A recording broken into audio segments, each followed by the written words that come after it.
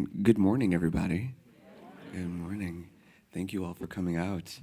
Yes, thank you for Really. coming out in this terrible, terrible rainy weather, but we really appreciate you being here.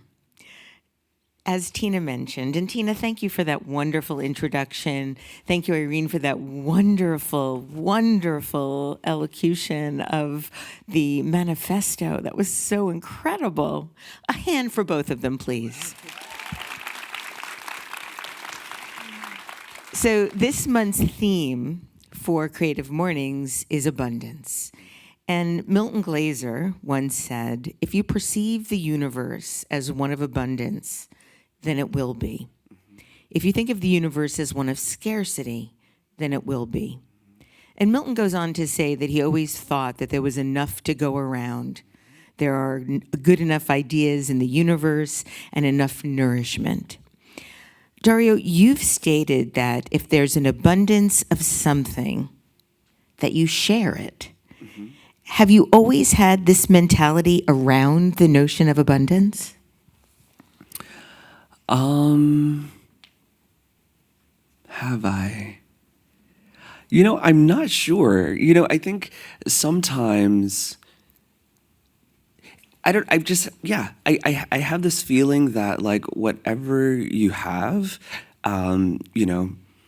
just offer it, to someone else. I think it's a way of showing gratitude, actually. And in a way, it keeps the river flowing. I think it's coming from a scarcity mindset set of hoarding and holding on to that actually limits you and limits life and limits the things that you're after. But in sharing, in giving, it just keeps the energy flowing. And I think even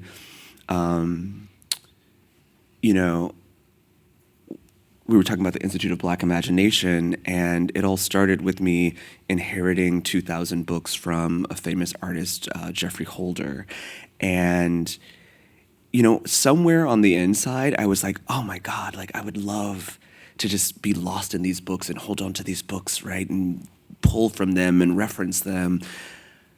And I don't even define it, but something inside me knew that I just couldn't. Right? I had to share it. Like I had to share this knowledge. I needed other people to have access to this information. And so that actually what undergirded the Institute of Black Imagination. So I think there's just something inside that says, give. You have an abundance of identities. We talked about identities a little bit before our interview. You're an artist, a photographer, a sculptor, a writer, a podcast host, a teacher, a show and casting director, and the CEO of the Institute of Black Imagination, all of which I'd like to talk to you about today. You've said that you think we all have multiple identities. But because we often align ourselves to specific identities and professions, it keeps us from other modalities of being. Mm-hmm. I was really intrigued by that notion because it's sort of the opposite of abundance. Mm-hmm. When we are holding on to an identity, it forces us to remain sort of intact as opposed to growing and evolving. And I'm wondering how you were able to break that trap and sort of have these expanded versions of yourself. Well, one, I have to, first of all, thank my parents. My parents really allowed for me to simply be curious and explore all the things that I found interesting, if it was, microscopes or telescopes or chemistry sets or piano lessons or karate. I was able to explore all of these things. And I think on some level, it came down to just pure curiosity. If I'm being totally honest, I'm just really fascinated by like what is possible. And, you try some things and they don't work out, and you try other things and, they resonate and you want to go with it. And so that's something that I've done. I've literally just followed things, that I was interested in, most of my life. And luckily, supported by my parents, and supported by friends and communities that have allowed me to do that. You grew up in North City, Missouri, which is in the suburbs of St. Louis. And you've talked about how you were raised in a predominantly white neighborhood. Your father is a pastor, but also a substance abuse therapist. Mm-hmm. And your mother is a nurse, but also a seamstress. Now, is it true she sewed all your clothes? She didn't sew all of my clothes, but she sewed a significant portion of them, particularly like my church clothes. And if I don't know how many people here grew up in like a Black Baptist church. Raise your hands. Okay, so you all know what the pastor's anniversary is. And it's something that we have every year, and we would, get dressed up and whatever, and my mother would literally allow me to imagine and design whatever I wanted. So like I remember one year, MC Hammer was huge, like in the 90s, and she made me this incredible like MC Hammer suit with like the big baggy pants and like the bolero jacket. And I had one of those too, by the way. Oh, okay. See, I actually just met him last week in San Wow. Francisco. Random. He offered me a Mentos and said he wanted my boots. As one does. I understand that your mom is quite the style maven and instructed you on all the do's and don'ts of dressing. She taught you things like your belt should always match your shoes. Was wondering if that was still the case. No belt.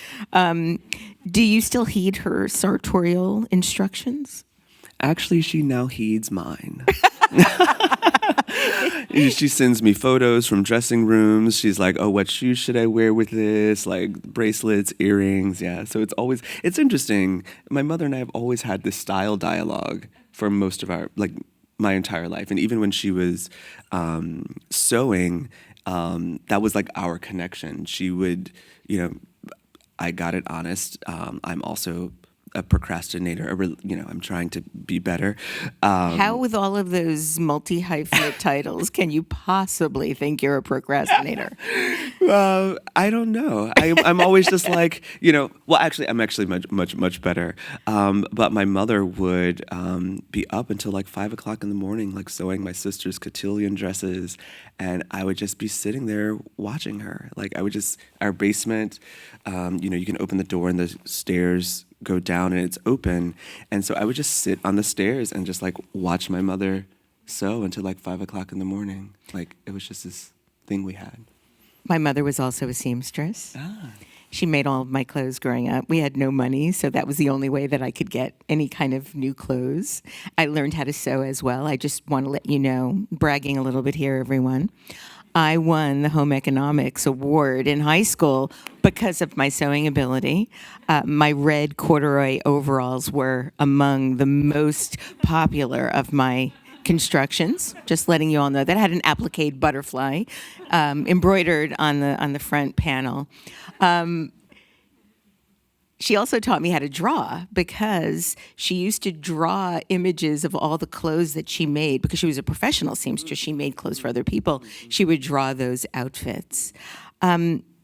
You've stated that the women in your family were some of your early influences and inspired a bona fide interest in the worlds of art and fashion.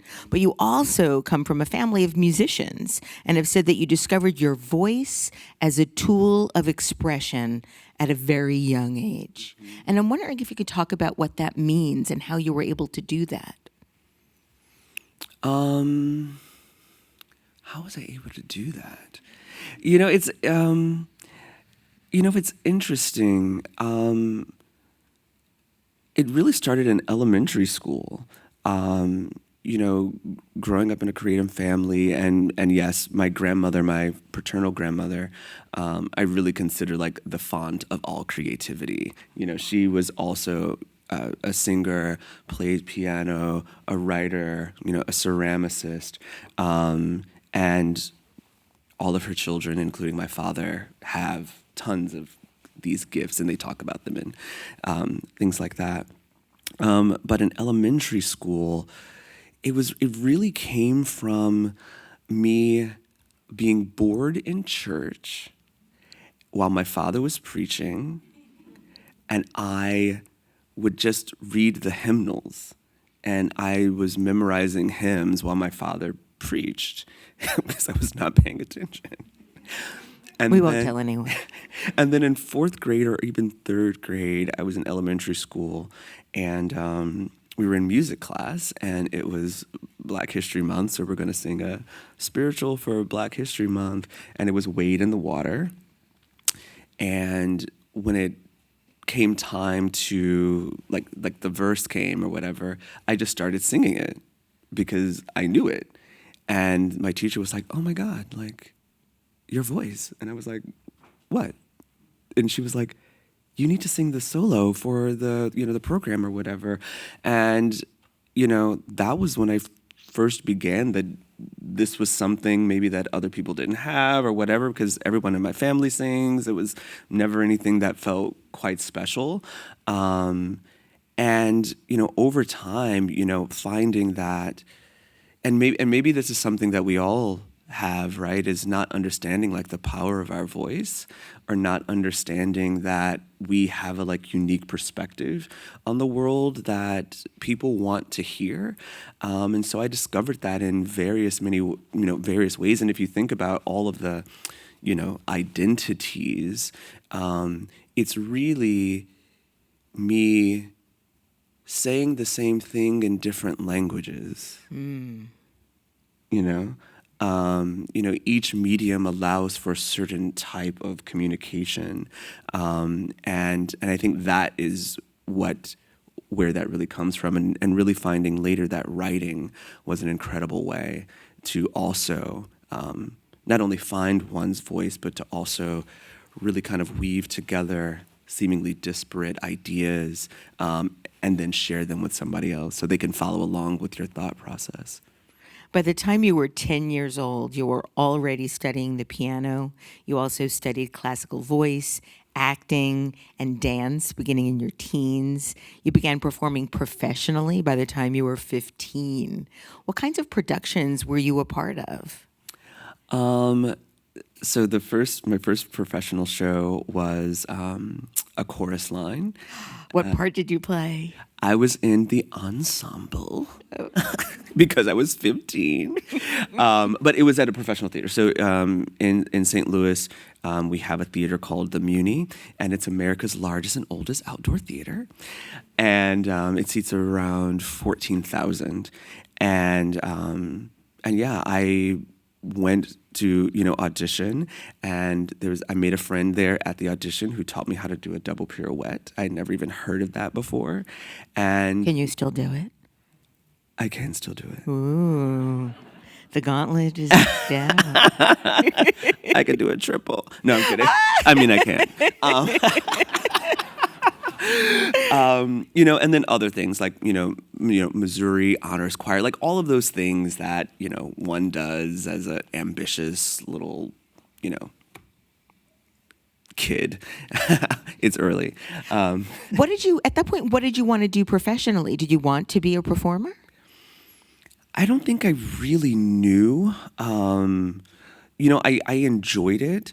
But I actually always thought, and this is so strange, but I always thought that academics and art were silos, and that I had to make a choice.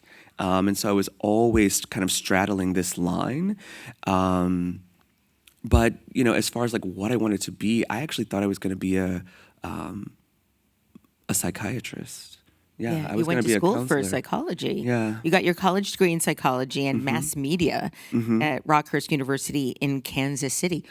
What provoked you or motivated you to think about being a psychiatrist? It's so funny.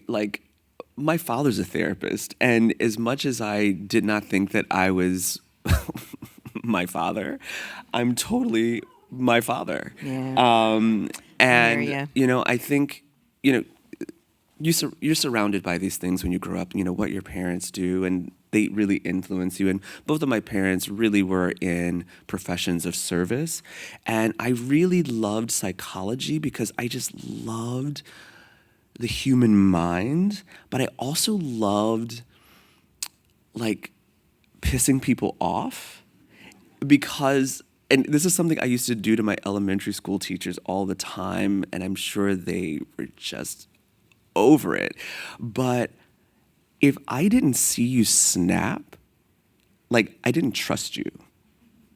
And so I would push people to the point where like whatever facade they had up, like as teacher or something, like once I saw that, I was like, okay, like they're a human being. And so, I think like psychology, the mind, these are things that were always very interesting to me. So you were an early provocateur. See, yes.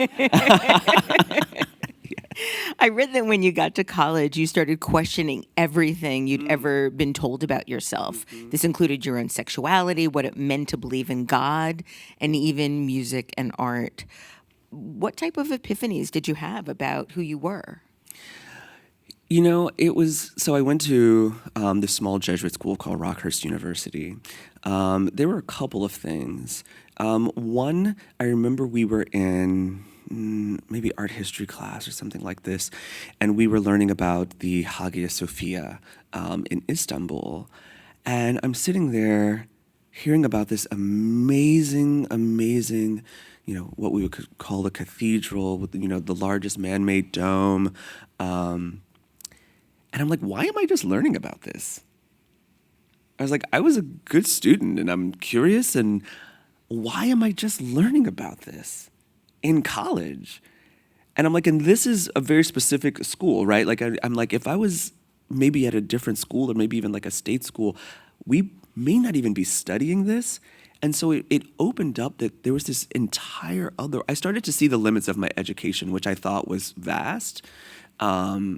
And started to see the very Western European lens through which I was educated, right? Yeah. And then you start thinking about, oh, wait, I was getting up at 6 o'clock in the morning for AP European history.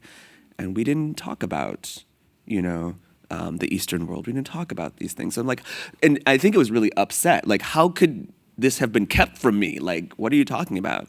But I would say the biggest epiphany, so again, my father's a pastor. I grew up in the church. I was taught that the Bible was the unmitigated word of God. It was from his mouth to the page. And we had to take theology. And the teacher asked us to bring the American Standard Bible to class. Now, if anyone here grew up in the church, you know that there's multiple versions and multiple, translations of the Bible. And if you have the wrong translation, you just kind of like make it work. And so I was just like, I'm not buying no new Bible. I'm just going to bring this good old King James to class. Like, it's going to be fine. And then the teacher says, turn to 2 Maccabees. And I was like, I'm sorry, what? I mean, I literally like looked over to another student and I was like, wait, what? There are these other books of the Bible?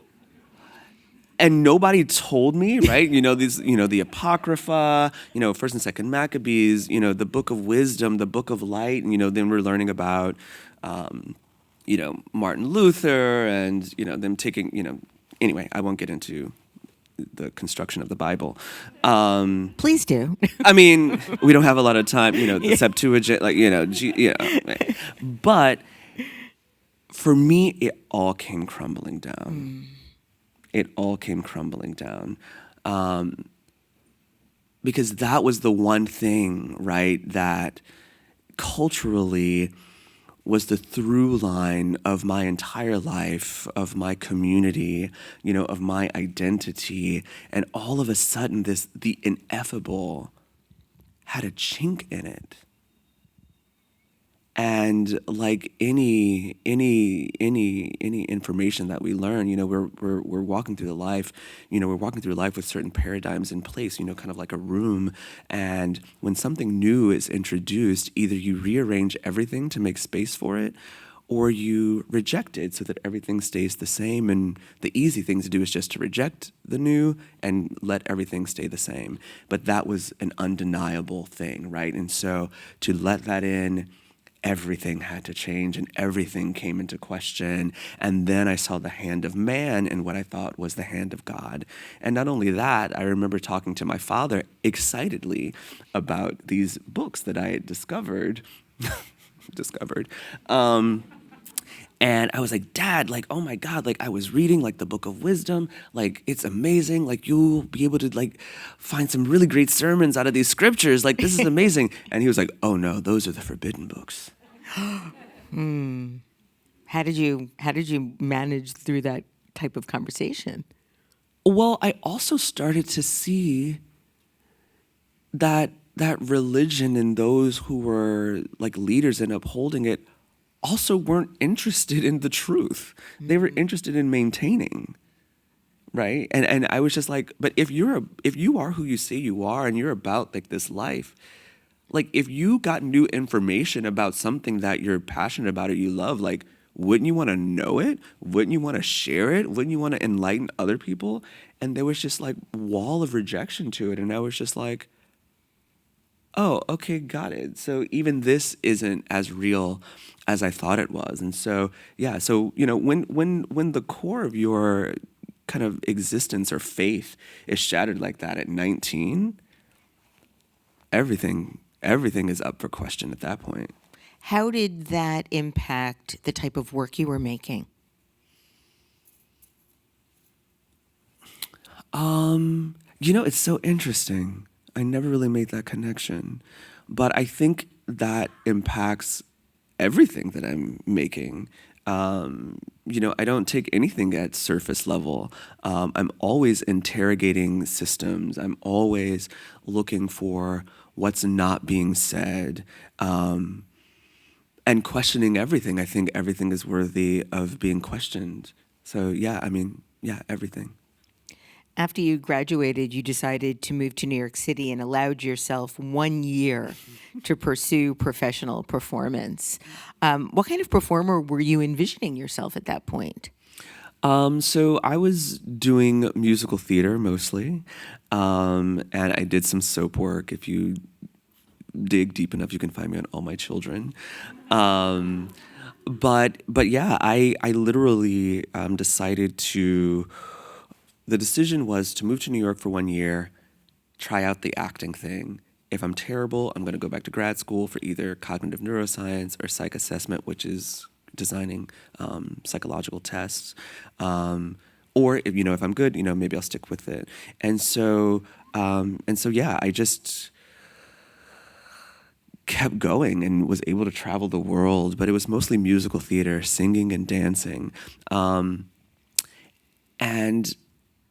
And in that space, as much as I loved it, I found that there was more that I wanted to do and more that I wanted to say. And so as much as I loved it, once I got into it, I was feeling the limitations of it. And so a pivot came into photography. In that traveling that you did, you took a 3-week trip to Europe where you purchased your first DSLR camera, which you've stated bridged the gap between your technical side and your artistic side. And when you returned to New York, you continued to work as a performer, but then began collaborating with your colleagues and friends to take headshots and create stylized portraits. At that point, you decided to go back to school to get a master's degree from SVA in photography. But despite your degree and accomplishments and a level of professional success, you don't consider yourself to be a photographer. Yes, and no. Okay. And I think that this goes back to kind of like identity. And to let you all in on a conversation that Debbie and I were having pre-interview, we were having a conversation about identity, and that identity isn't necessarily who you are, but identities are things that you hold. You are the vessel that holds these different identities. And, identity is something that comes from the outside. People are telling you how you are seen versus you defining it for yourself. What we call identity is really one's interest in an identity. And, to be seen as a photographer, it's like a yes and more than I am not a photographer, right? So with photography, I just find that it's just not the whole story, And so I'm like, I mean, I'm a photographer, but I'm also not a photographer. It is, for me, it is not what I live and breathe and move in 24/7. Although I'm always looking at images, I love taking images. It is a mode of expression for me. But photography, we all are flowing rivers. And what does it mean to be defined by, like, how one feels when they when they step into it in that one moment? 3 seconds later, it's going to change. And I think that's really it. I felt really hedged in by that. Since graduating, you've had a number of different jobs and opportunities. You worked as a staff photographer for Essence Magazine and the Council of Fashion Designers of America. In 2013, you became the casting director for Kirby Jean Raymond's Pierre Moss fashion shows, and then went on to become the director. And you titled the 2016 show Double Bind, which was acclaimed for its messages going beyond fashion, not surprisingly, to address depression and Black Lives Matter. And you said this about the topic matter: the Black experience in America is the ultimate double bind. It's a place where natural-born citizens promised life, liberty, and property live an immigrant experience in the only land they've known as home. A place where Black culture is praised, commodified, and appropriated, while Black peoples are marginalized and serve as scapegoats for the ills of American society. And we can't escape, and we can't talk about it. 5 years later, 6 years later, do you feel the same way? See, that's why writing is good, Like, you can really get at the thing. I was like, yes, that is it. That's it. I thought so too. I was like, that is it. It's like, it just so clearly, like, articulates it. Are we still there? Yes. Yes, it is, because there hasn't been a reckoning for not only, like, this country, but I think particularly for white Americans. I think when we talk about oppression, when we talk about what it means to, when we talk about even, like, racism, so much of it is about a denial and a lack of a confrontation. I mean, I think this goes back to, the psychology of it, right? In order to change, you have to confront a truth in order to move past it. And America, and it goes beyond America, right? Like, has yet to really reckon with and reconcile, like, that past, and it's ultimately the journey that we're all on, right? We're all on that journey of becoming. And I will say that I speak this not from a place of listlessness or even tragedy, but from a place of hope. Martin Luther King says that the moral arc of the universe is long, but it bends towards justice. And I wholeheartedly believe that. However, and we were talking a little bit about Afro-pessimism earlier, and I won't get too much into it, but essentially the notions of Afro-pessimism says that the Black experience or Black suffering is one that it cannot be repaired, because Blackness is the boundary line between who is human and who is not. And so Black individuals actually serve as the boundary line between who is human and who is not. And so as long as that like boundary line is needed, I'm unsure of how well or how far we'll really be able to go. But I do see and understand and witness like quiet moments of care and humanity like every single day. And I think on an individual and a citizen level, it's there's just more heart there, you know. There's more heart there, and we also have to now I'm going on a tangent, but let me circle back. I just want to say we do also need to separate like kind of like the citizen from the state, right? Because state actions and institutionalized parts of racism make it sometimes really difficult for individuals to act in the way that they want to. So Absolutely. we're also dealing with systems, right? And this kind of goes into design. Was this part of your decision to create the Institute of Black Imagination? Yes. So the Institute of Black Imagination, like I mentioned, came about with me inheriting these 2,000 books from Jeffrey Holder. But also really seeing, I mean, if we want to get to the why is still in New York. You know, so you mentioned that I, you know, grew up in the suburbs and it's predominantly white neighborhood, but we started out in East St. Louis, which is where my parents are from, which is on the other side of the river. And if you know, you can Google East St. Louis. It's a really great case study in like geographical racism. But I grew up with, you know, my cousins, you know, 4 blocks away from me, and I moved when I was 5. And as I grew up, I really began to see firsthand what environment does to life outcomes. And I started to see our lives diverge.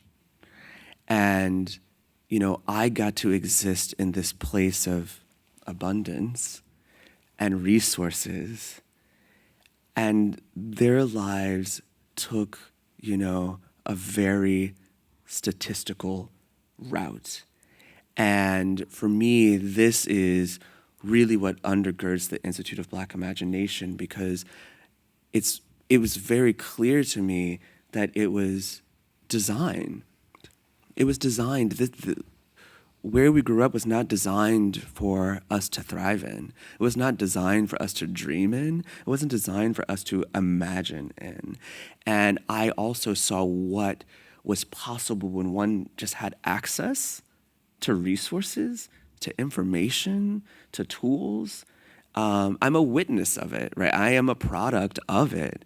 And so when creating the Institute of Black Imagination, it's like, what does it mean to create a space to give access and resources to individuals to allow them to dream, allow them to imagine as well?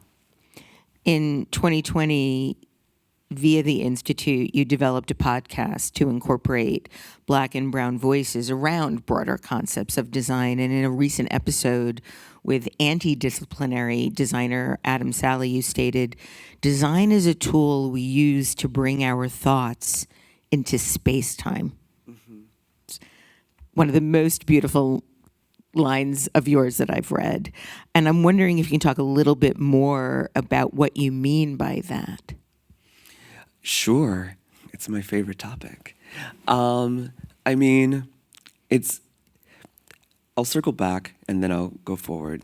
In 2016, I was in Athens, Greece, and I heard this phrase during this conference, that all design is predictive, meaning that the designer is predicting or dictating how an end user is going to interact with any given design. Rarely is there a modular or an adaptive function on the user end.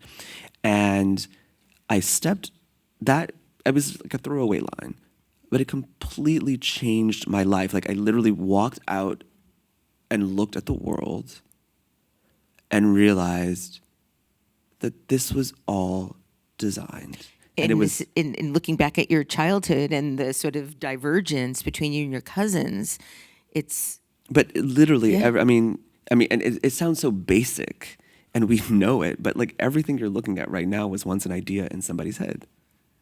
The shoes, my pants, this stage, the sidewalk you walked on, the subway you took, the streets, this building, the lights, your glasses, the microphone, my gloves, the table, the cup, was all immaterial.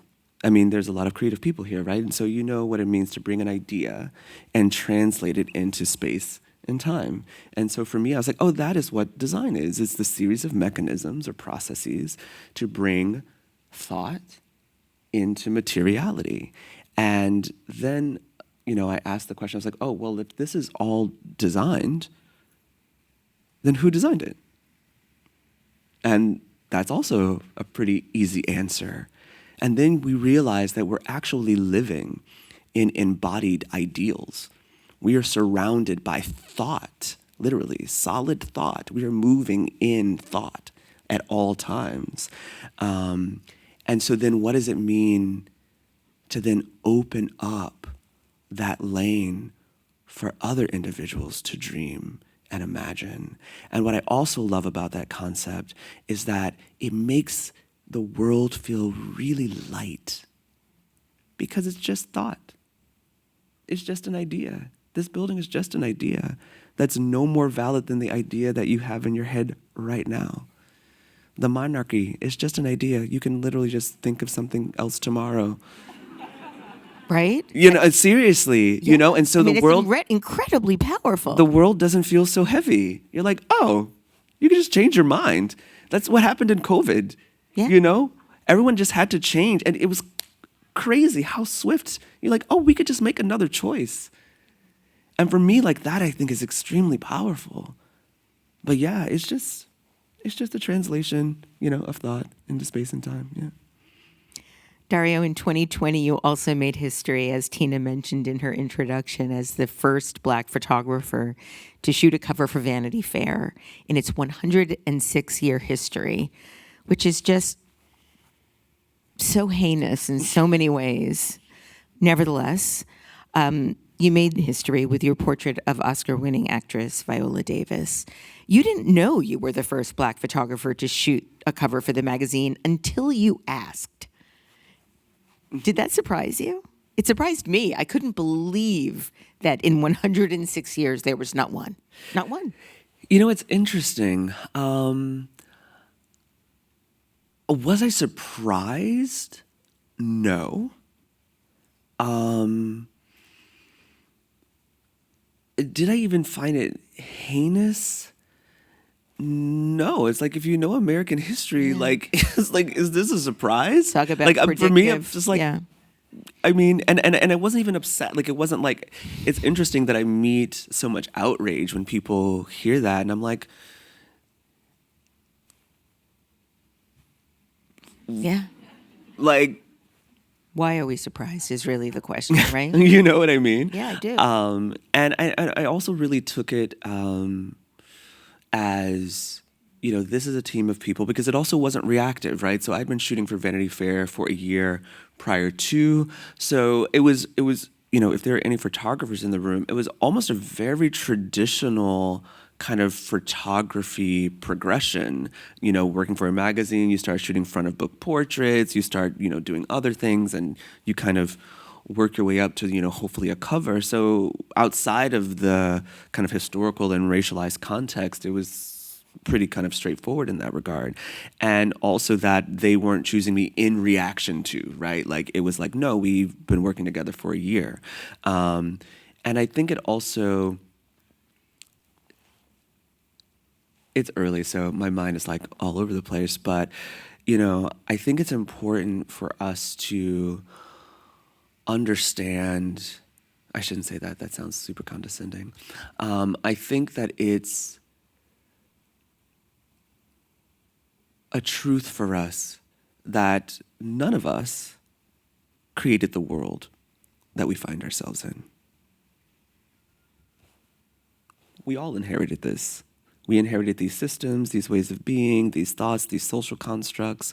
There's not one individual in this room that is directly responsible for anything, right? Including the team at Vanity Fair. They can't speak to their history, right? They were not even alive when the magazine came.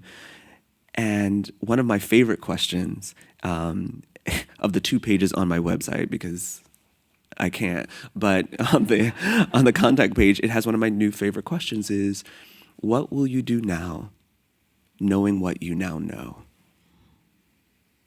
What will you do now, knowing what you now know? And ultimately, that's all we can be responsible for. Your portrait of Viola Davis was monumental not only because of its beauty, but also because of what it represented. It wasn't just a photograph, and you credit the pose for the image to Black women artists such as Lorna Simpson and Carrie Mae Weems, who often photograph subjects from behind. But it also referenced another significant photograph, which we've been hearing quite a lot about recently, but this was actually before any of that sort of came to the cultural zeitgeist. Can you talk a little bit about the reference? Yeah, so for those not familiar, I referenced a portrait of Peter Gordon. It's called Whipped Peter, and it's a pretty famous image of a runaway slave with scars on his back. And in doing research for anything that I'm doing, I keep just a catalog of images, thousands and thousands and thousands and thousands of images. And when I get an assignment, I just go through them, and I don't even think about it. I just start pulling things that make sense, that resonate for some reason.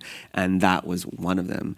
And I actually found the image to be, like, at least his pose, to be one of like strength and like quite beautiful. And it was actually quite a fashion pose, because he's really trying to show like the scars on his back, outside of the just horrific nature of the image.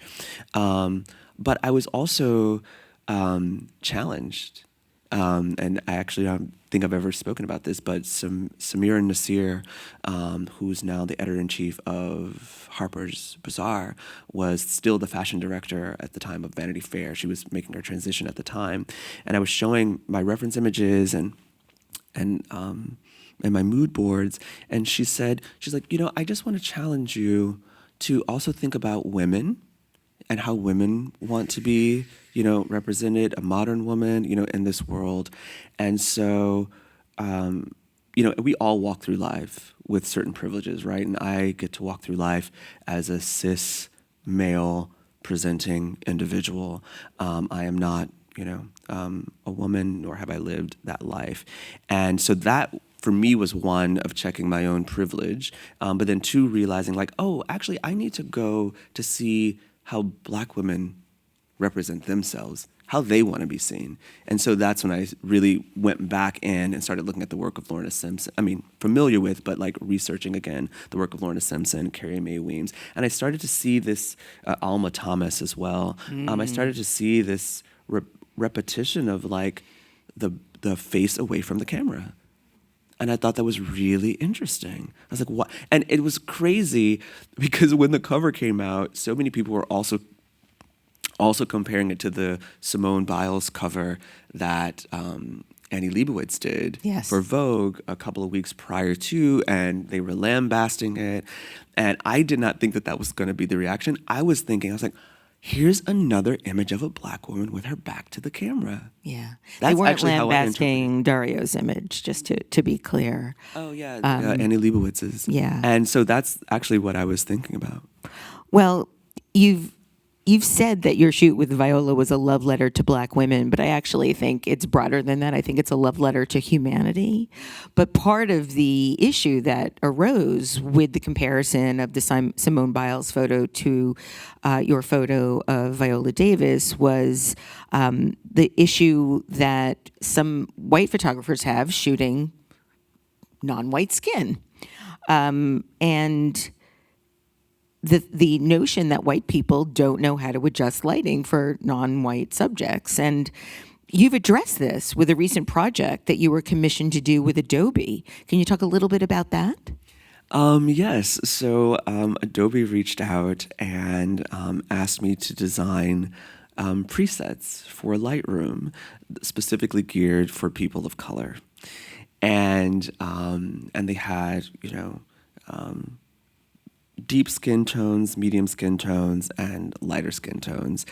And and I was given medium, and it was an amazing process. Like, it was an amazing collaboration, because particularly in like that medium skin tone range, you're actually not just dealing with, people of African descent, right? You're also dealing with individuals from Southeast Asia. Like, that's a range that goes across, and it was really, really beautiful, to really explore and work with a team that was extremely excited, super helpful, extremely generous, to really get down to the nuances of what it means. And I think, that the critique of white photographers is just a lack of sensitivity, right? It's just a lack of sensitivity to nuance.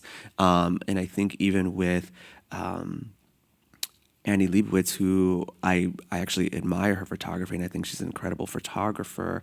She just has that filter she puts on everything to make everything look like, you're in the 1800s, in, like a Emily Bronte like situation, and it makes, white folks look, aristocratic and windswept, and just makes black people look ashy. And so it's like, just make that the sensitivity to adjust, right? And I think, and what undergirds that is also like love, right? And care, right? Like I see you, and I want you to look your best, despite my voice, despite the way I want you to be seen. And it also gives us the ability to have an abundance of viewpoints. Absolutely.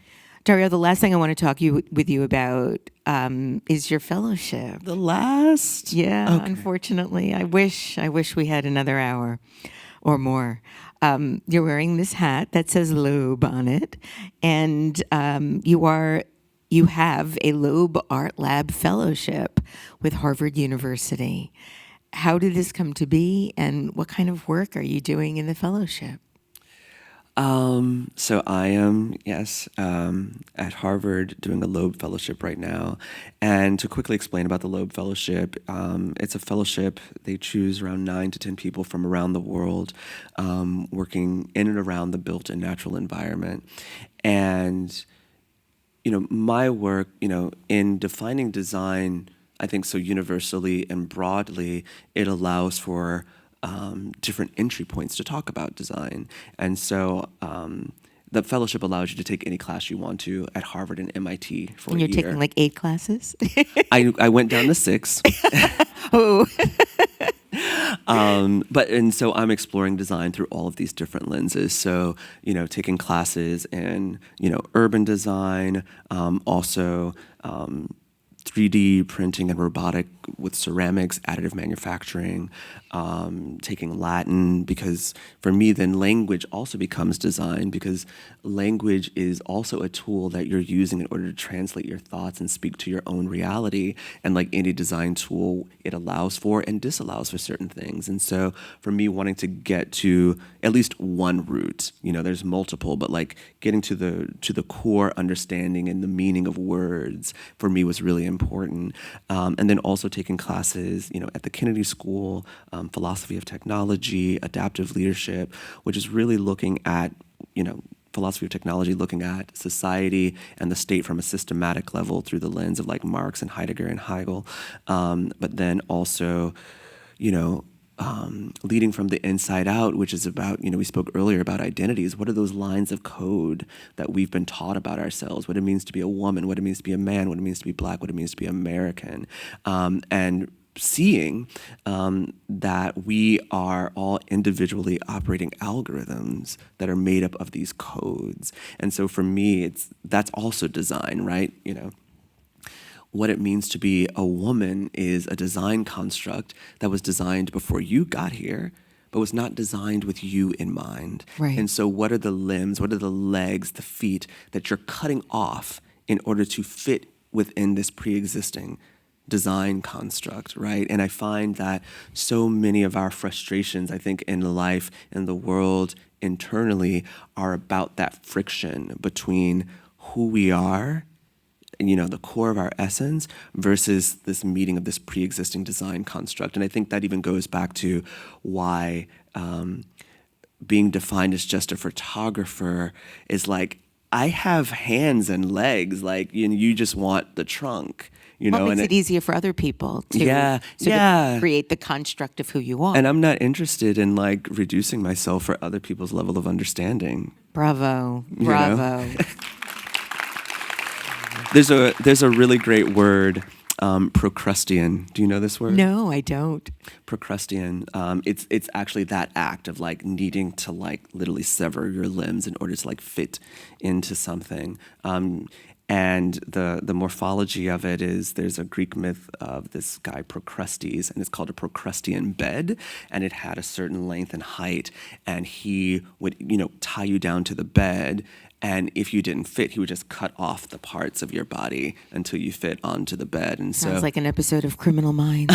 so it's Procrustean, yeah. How do you see what you're learning influencing what you're making? Oh, I can't wait, actually. So for me, this process has been really one of ingestion and seeing how it will inform. So I haven't really focused on the doing so much, but more on like the taking in of input. But what I'm excited about really is just to have more vocabulary, right? Just to have more vocabulary in order to speak to the things that I see, in the world, and be better at translating them, to other individuals. And so that's really, what I'm up there doing is, I say I'm just up there putting more arrows in my quiver. Dario Calmese, you are remarkable. I want to thank you for making so much work that matters, and thank you for joining me today on this very, very special episode for Creative Mornings at the School of Visual Arts Theater in New York City. Ladies and gentlemen, the remarkable, the brilliant Dario Calmese. My absolute pleasure. Thank you.